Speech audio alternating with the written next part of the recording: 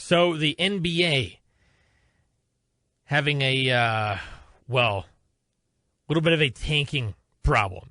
And if you don't have any surprise with me saying that, well, I don't blame you, because the NBA has long had a tanking problem. Does tanking happen in sports? I mean, really, it's really the NBA that has a big problem. I mean, we maybe have seen some instances of that in the NFL. Like if there's a can't miss, maybe quarterback that's expected to go number one. Hey, we'll see this year with Arch Manning coming up next couple years. Whenever he's ready to come up, we'll see if we'll have some tanking near the bottom. But it does happen, but not nearly to the NBA extent in the NFL. MLB, there's really no incentive to tank at all. You never really see tanking there. And then NHL, same thing. You don't really see noticeable tanking in the NHL either. I mean, especially when you're like the Red Wings and you consistently get screwed out of high draft picks. I mean, how many of those seasons, like 5-6 years ago, that the Red Wings were dead last and they end up getting the worst possible pick, 4th overall. Now, I think the Red Wings have done fine with those picks, but that's besides the point. There's no real incentive really in the NHL to tank either. But in the NBA, tanking has been a big problem, and increasingly so in the last probably 15 to 20 years. I would argue within the last 10 years, specifically with outright tanking, as seen by fines given to the Jazz and Pacers. Before the Allstar break, no less, teams are outright tanking. Fines given to the Jazz and Pacers for sitting healthy players or giving minutes restrictions to key players in the stretch of close games so that they can, have bench players out there to finish games so that they can try to obviously lose games. So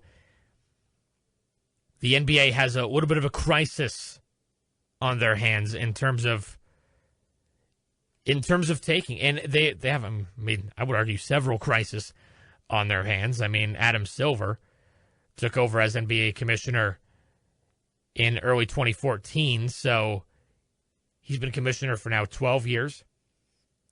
We've got competitive issues in terms of, players trying specifically defense. That's been a big issue during Adam Silver's reign. We have constant, and I would argue unnecessary, changes to not only postseason format with the play-in tournament, but also the in-season tournament. All very unnecessary. And, tanking is one of those problems. I would say load management is another huge problem that has cropped up in Adam Silver's tenure. So you have several of these different areas that you can argue the NBA has gotten measurably worse under Adam Silver than it was previously under David Stern. Now, David Stern always, a little bit more team and owner friendly.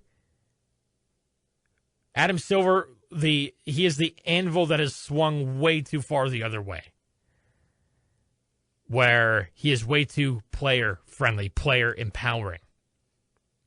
And that's where you see some of these, other problems crop up. But tanking, that's always been a discussion for a long time in the NBA. But the fact that you have teams tanking pre-All-Star break is a huge problem. And there's always been discussion on how do we curb tanking. And it's not really an easy question to answer, because I think teams are still going to try to find ways to do it anyway. Obviously, in this case, you have teams that are sitting key players, like in the fourth quarter and the key minutes during close games. Then you also have the loophole that is by a byproduct of the load management. You have, you're trying to find loopholes to sit players, come up with not all that legitimate injuries and players are sitting out. That's another loophole. And just in general, just you have some of these fire sales, which, that's the thing in sports in general, but I don't know. All combined, tanking is pretty bad, and it's getting pretty blatant. The fact that Adam Silver is finding teams is very, very unusual because this guy doesn't find anybody. But how do we fix this? You can't really make any more changes to the draft lottery because at the end of the day, teams are still going to be doing what they're doing. At the end of the day, it's still the worse you finish, the higher odds of landing the number one pick increase. Now, my initial gut reaction is to have everybody in the lottery, a.k.a. everybody who misses the playoffs. I'm not sure how they do that actually anymore. Is it the teams that don't even make the play-in? Is that the lottery? Or is it if you lose out of the play-in and you don't make the actual first round of the playoffs, 1 through 8 seed in each conference, if you miss that, but you still play in the play-in, are you still in the lottery? Who knows? Who cares? But regardless, there's an argument to be made that maybe you can just have the entire lottery, every single team that misses the playoffs just has even odds at any pick, which I think would be a good way to discourage tanking, because obviously you have you have an incentive to still try to be competitive and try to make the playoffs. And then if you're a team that barely misses the playoffs, you have the chance, we can immediately land the number one overall pick.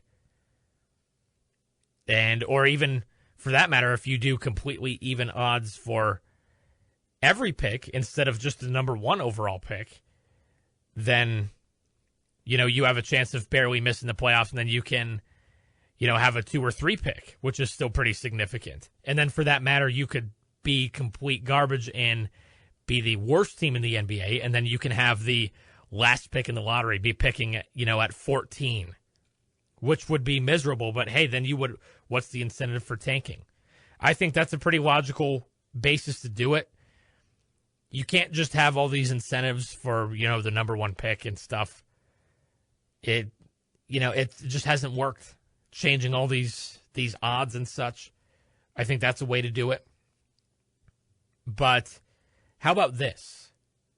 If you want to keep the odds in place where the worse you finish, the better odds, so that you have teams that are legitimately bad. We're talking about 2 seasons ago, the Detroit Pistons. Obviously, look at where they're at now. But teams that are genuinely bad, are we really going to, shaft these teams?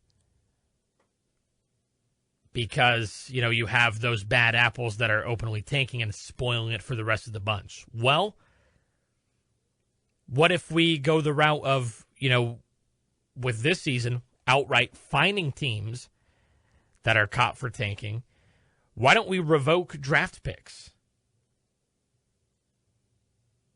That seems a little extreme, but I think you have to send a message at some point. Hey, tanking will not be tolerated under any circumstance.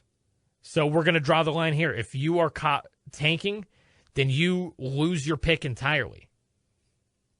So hypothetically, if the Jazz, because they're one of the teams fined in this instance, if the Jazz are found to be tanking, okay, you don't get a first round draft pick in this next draft. Now, if you already traded your draft pick, then that doesn't matter. But you will just not have a pick in the first round of the draft. So then there will only be 29 players picked in the first round as opposed to 30. Or maybe you could have just moved their pick out of the lottery entirely. Make that team completely ineligible to be in the lottery. So they automatically get the number 14 pick in the draft, and the other 13 teams that miss the playoffs will be in the lottery. that's another way that we could combat this. But I mean, this is something you talk about, all the changes that Adam Silver has made, the All-Star game, All-Star weekend, or the in-season tournament, the play-in tournament, all this nonsense. Those are stuff that did not need changes. I mean, well, now the All-Star game needs several changes because even with some more players trying in this past All-Star game, still not nearly the level that it needs to be to actually be entertaining to basketball fans. But this is something that actually does need changing because the NBA has the worst tanking problem of the 4 major United States sports. So it's an interesting discussion, but especially with these teams fined, the Jazz and the Pacers fined for outright tanking pre-All-Star break. I think it definitely opens the door for the discussion that, something's got to give here. Come on, Adam Silver. I've not been a big fan of your tenure as NBA commissioner, but we got to do something right here. If you missed today's installment of On the Docket, podcast it at fox1019.com or wherever you get your podcasts. Be sure to tune in live weekdays at noon on Jackson's Fox Sports 101.9 FM.